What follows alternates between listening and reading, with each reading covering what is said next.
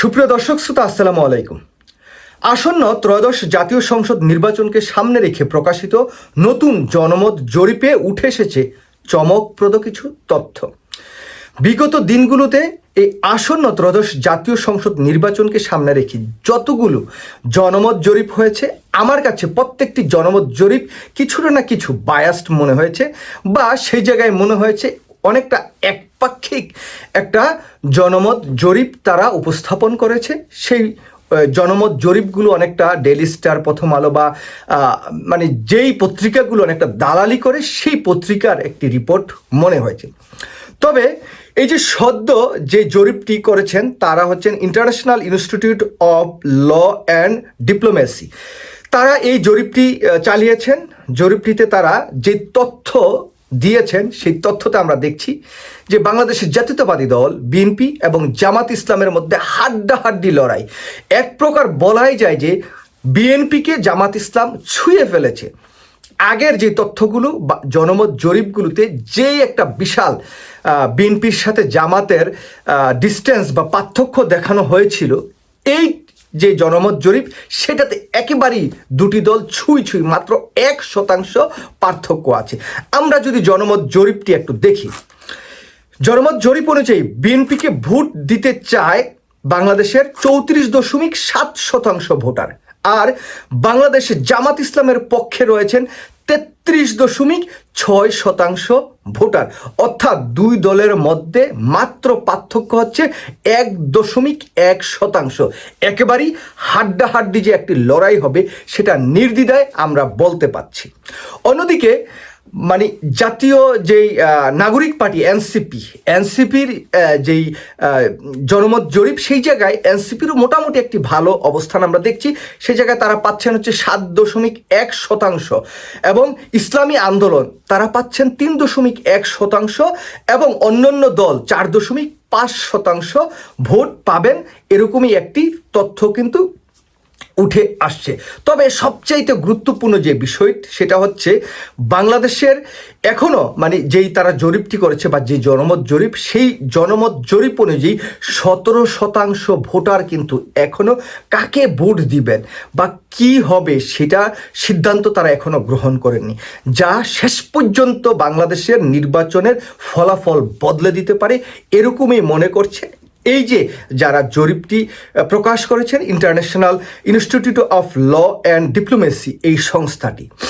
21শে November থেকে 20শে December পর্যন্ত 64টি জেলায় 22,000-এরও বেশি ভোটারের মতামতের ভিত্তিতে এই জরিপ তারা করেছেন। এখানে তারা যেটা বলছেন, জরিপকালীন প্রতিষ্ঠান বলছেন সিদ্ধান্তহীন ভোটারদের যুক্ত হলে বিএনপির সমর্থন 43.2% এবং জামাতের সমর্থন আসবে 40.8% পৌঁছে যেতে পারে। Like that. আচ্ছা, যায় বিশ্লেষণে দেখা যায় যে বিএনপিকে ভোট দেওয়ার প্রধান যে কারণ হিসাবে এই জরিপের যারা ভোট দিয়েছেন তারা মনে করছেন যে বিএনপির অভিজ্ঞতা আছে এবং বিএনপির রাষ্ট্র পরিচালনারও একটি সক্ষমতা আছে, যেহেতু বিএনপি বিগত দিনে তিনবার রাষ্ট্র পরিচালনা করছে। অন্যদিকে দেখুন, এটা কিন্তু অত্যন্ত গুরুত্বপূর্ণ, দেশের জনগণ কি বলছেন। জামাতের ক্ষেত্রে কারণ হিসেবে উঠে এসেছে সততা এবং কম দুর্নীতি এবং পরিবর্তনের রাজনীতি। বাংলাদেশের মানুষ এখন কি চায়? বিএনপির পক্ষে কিন্তু জনগণ এই কথাটা বলেনি যে বিএনপি সৎ, পরিবর্তনের রাজনীতি। তাহলে বিএনপির জায়গায় বিএনপির যে মূল হাতিয়ার সেটা হচ্ছে বিএনপি অতীতে রাষ্ট্র ক্ষমতা পরিচালনা করেছেন এবং তাদের অভিজ্ঞতা আছে।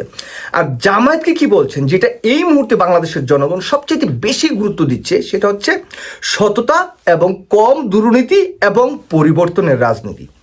যাই হোক, বিশেষজ্ঞরা মনে করছেন যে 2026 সালের যে নির্বাচনটি সেটা অভিজ্ঞতা বনাম সততা।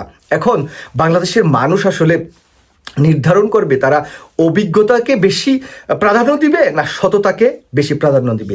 যেহেতু মোটামুটি দেখা যাচ্ছে যে মাত্র 1.1% ভোটারদের এখানে একটি পার্থক্য কিন্তু আমরা দেখতে পাচ্ছি। আমরা যদি সংবাদপত্র থেকে একটু দেখি, এই যে রিপোর্টটি কারা কারা তৈরি করেছেন বা এই যে সংস্থাটি তাদের প্রধান হচ্ছে কারা।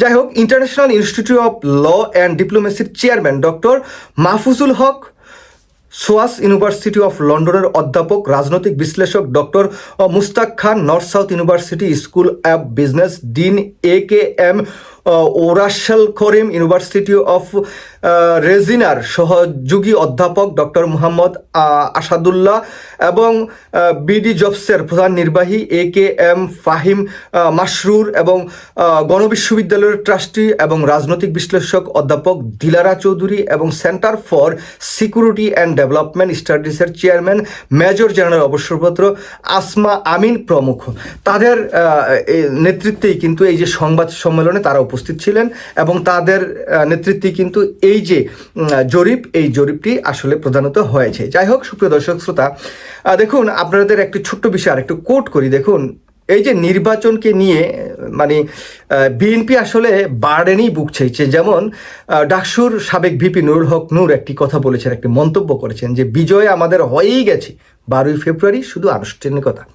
এই যে কথাবার্তা, এই কথাবার্তা সহ এবং বিএনপির অন্যান্য নেতাকর্মীরা যেইভাবে 1971কে টেনে আনছেন, বোরকা হিজাবকে টেনে আনছেন এবং আওয়ামী লীগের লোকজনদেরকে তারা টেনে টুনে আনছেন, এই বিষয়গুলো কিন্তু নির্বাচনের মাত্র 29 দিন বা 1 মাস বাকি। এরপরে কিন্তু এই 1 মাস সময় অত্যন্ত গুরুত্বপূর্ণ।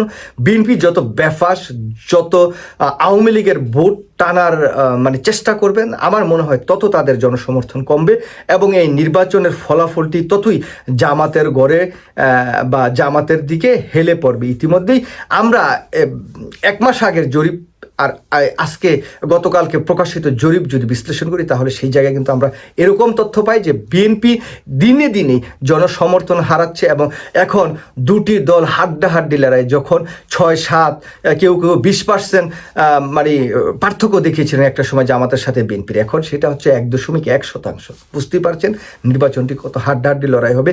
যেভাবে অনেকেই মনে করছেন জনাব তারেক রহমান রাষ্ট্র ক্ষমতায় চলে গেছে, তিনি খালি শপথ গ্রহণ অনুষ্ঠানটা বাকি, তিনি এখন বাংলাদেশের অলিখিত প্রধানমন্ত্রী। এই জায়গা থেকে বিএনপির লোকজনকে একটু সাবধান হতে হবে এবং তারা যদি না শুধরান, তারা যদি বেফাস কথাবার্তায় যদি এভাবে লিপ্ত না থাকেন, তাহলে মনে করি, আমি ব্যক্তিগতভাবে বিশ্বাস করি যে জামাত আগামী দিনে রাষ্ট্র ক্ষমতায় আসার সমূহ একটি সম্ভাবনা তৈরি করে দিচ্ছে বাংলাদেশের জাতীয়তাবাদী দল বিএনপির মানে কিছু খাটাস টাইপের নেতাকর্মীরা। সবাই ভালো থাকবেন। আল্লাহ হাফেজ। আসসালামু আলাইকুম।